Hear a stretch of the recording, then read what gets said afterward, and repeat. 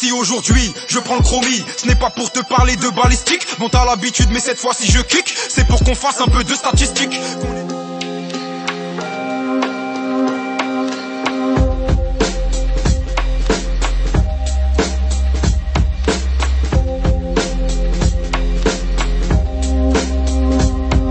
Si aujourd'hui je prends le micro, c'est pas pour faire des rimes hardcore, mais pour vous expliquer le théorème de Pythagore. J'avais fait ce rap sans réelle prétention pédagogique, c'était juste pour prouver aux petits qu'on pouvait faire du rap, faire du bon son, sans parler de drogue, sans parler de guns, sans parler de meufs.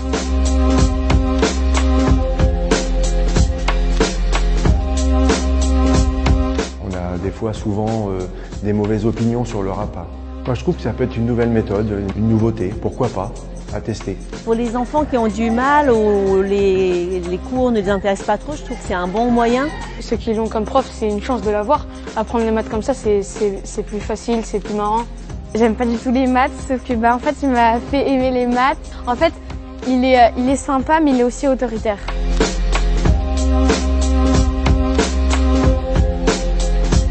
Après, la vie, c'est pas un film. Quand je mets une heure de colle à un élève, que je rappe ou pas, que je fasse, il a le seum. Ouais, il m'arrive de temps en temps, lâcher 2-3 phrases, 2-3 rimes, 2-3, etc. Ça détend l'atmosphère dans un certain moment. Des fois, il y a des élèves qui vont retenir une phrase quand je dis me clasher gros, c'est comme diviser par 0. Il y a des élèves qui pensent qu'on peut toujours diviser par 0. Mais depuis que je leur ai dit que c'était pas possible, c'était comme me clasher, c'est rentré dans leur tête, quoi.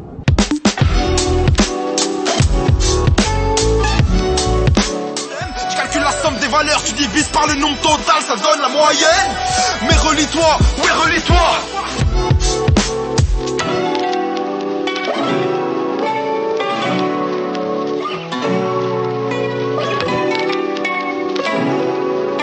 Ils font des singles, je fais des classiques, je fais des classiques, je fais des classiques. Vol comme un papillon, pique comme une abeille, pique comme une abeille.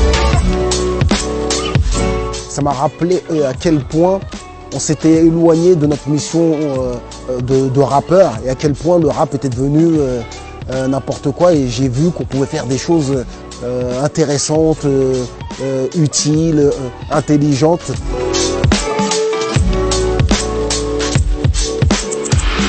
Moi-même, j'écoutais du rap un peu Kaira plus jeune. Un de mes couplets préférés, c'est un rap qui insulte les profs d'entrée. Et Lino d'Arsenic, j'ai pas attendu les années pour grandir mon point et dire aux profs d'aller se faire. Ça va sans dire.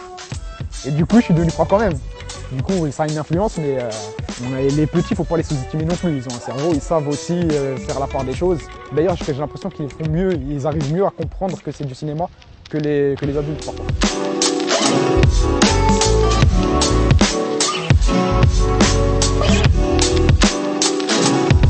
On peut être un rappeur, venir du 93, être d'origine maghrébine et être un professeur de mathématiques.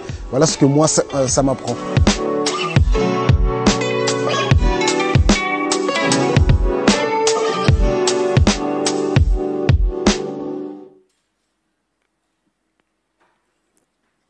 « 25%.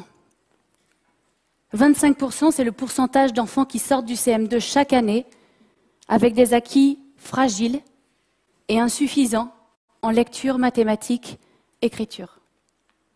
À ces 25% d'enfants s'ajoutent 15% d'enfants qui sortiront chaque année du CM2 en n'ayant pas les acquis de base en lecture, écriture et mathématiques. Ce qui nous fait un total de 40%. Chaque année, 40% d'enfants, soit environ 300 000 élèves, sortent du CM2 avec de graves lacunes. Et ce rapport précise que ces lacunes les empêcheront de poursuivre une scolarité normale au collège. 40%. Et pourtant, nous avons à portée de main des informations solides que nous donnent les sciences cognitives pour comprendre la façon dont apprend l'être humain. La première chose que disent les sciences cognitives, c'est que pour apprendre, il faut être attentif. En plus d'être attentif, pour apprendre, il faut être engagé activement. La troisième chose, c'est lorsque nous sommes attentifs, engagés, il faut également recevoir un retour d'information immédiat.